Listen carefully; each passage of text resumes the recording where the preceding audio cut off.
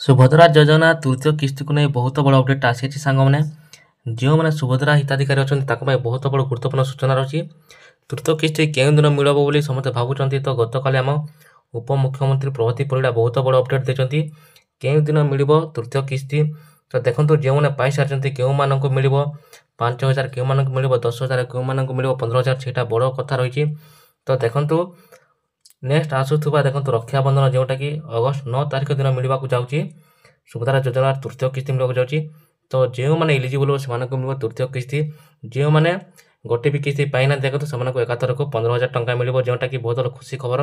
ଆଉ ଯେଉଁମାନେ ଗୋଟେ କିସ୍ତି ପାଇସାରିଛନ୍ତି ଏବଂ ଦ୍ୱିତୀୟ କିସ୍ତି ପାଇନାହାନ୍ତି, ତ ସେମାନଙ୍କୁ ଦେଖନ୍ତୁ ଏକାଥରକେ ମିଳିବ 10,000 ଟଙ୍କା। ତ ତାଙ୍କ ପାଇଁ ବହୁତ ଖୁସି ଖବର।